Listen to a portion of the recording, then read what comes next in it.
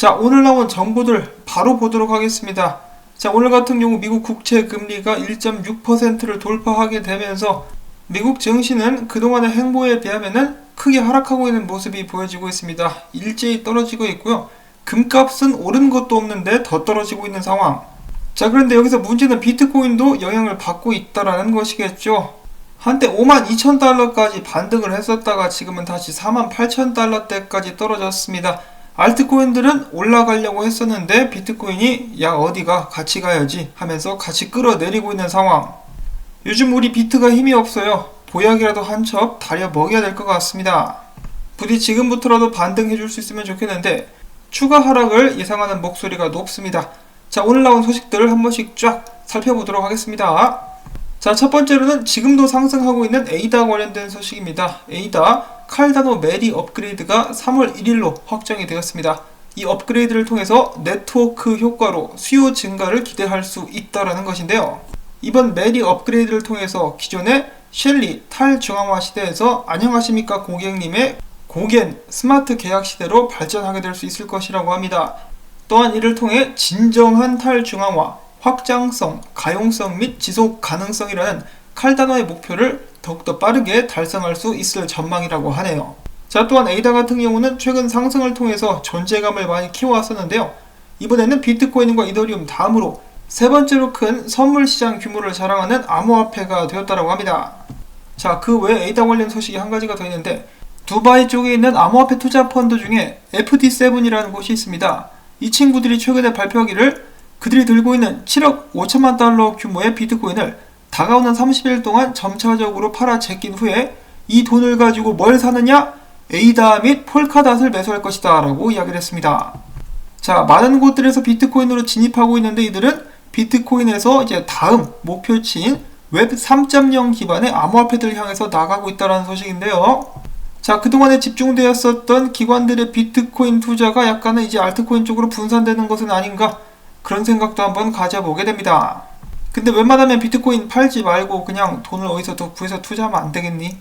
자, 그 다음에 최근에 캐나다에서 북미 최초로는 비트코인 ETF를 상장시키게 되면서 그 열기가 굉장히 뜨겁다라는 소식들이 나왔었는데요. 이번에 캐나다 같은 경우는 세계 최초로 이더리움 ETF 역시 신청을 했다라고 합니다. 자, 이 ETF를 신청한 회사의 이름은 CI 글로벌 자산 운용사라고 하는데요.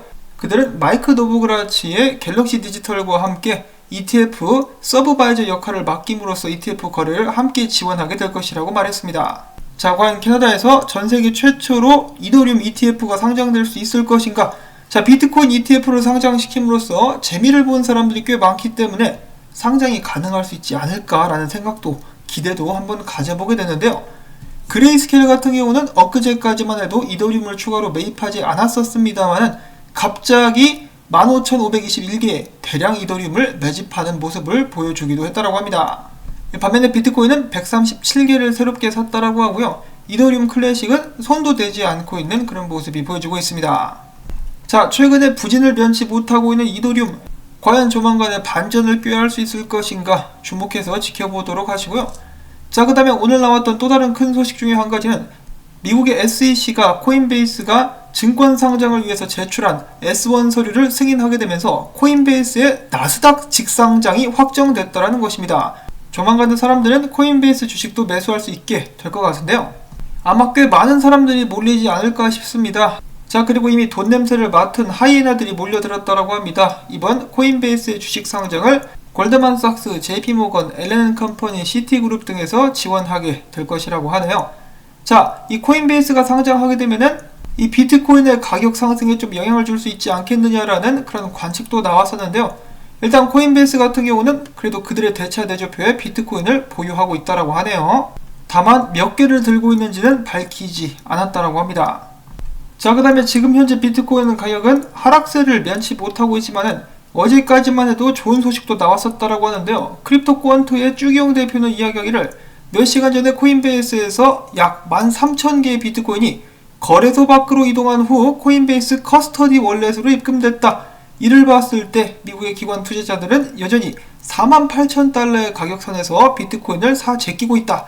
이것이야말로 내가 본 신호 중에 가장 강력한 강세 신호가 아닌가 싶다 라고 이야기를 하기도 했었습니다.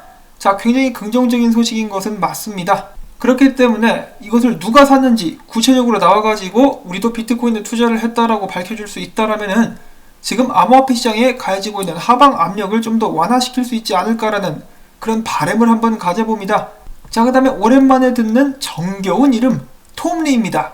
보통의 사람들이 통통 튀는 매력을 발산한다라고 하는데 톰리 같은 경우는 톰톰 하면서 옆으로 구르는 매력을 발산을 하죠. 그는 최근에 비트코인에 관해서 다시 한번 자신의 의견을 제시를 했는데요.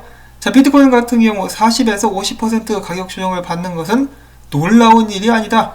10만 달러까지 상승할 것이기 때문에 쫄지 말고 지금 매수를 할 것이라고 이야기를 하기도 했었다라고 합니다. 자, 톰리가 이렇게 이야기를 하니까 오히려 좀 걱정이 되고 설마 지금이 매수자리가 아니라 매도자리가 아닌가라는 불안감까지 들게 하는데요. 이번에는 톰리가 또 맞기를 바라봅니다.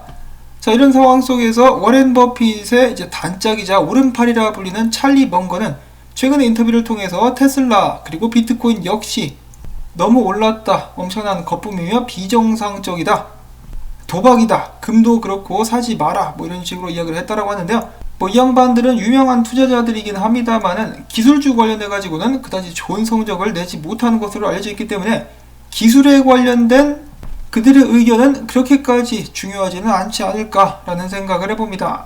자, 그 다음에는 비트코인 추가 투자에 관련된 소식들. 디지털 자산 전문 투자 펀드 아르카 펀드가 비트코인 신탁 상품을 새롭게 출시를 했는데요. 최소 투자 금액이 25,000달러라고 하네요.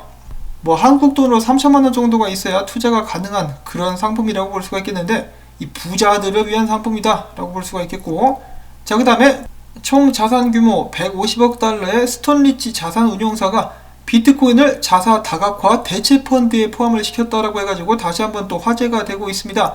이 펀드 같은 경우는 비트코인 풋 옵션과 선물 계약에 노출될 예정이라고 하네요. 그러지 말고 좀 현물로 좀 사면 안 되겠니?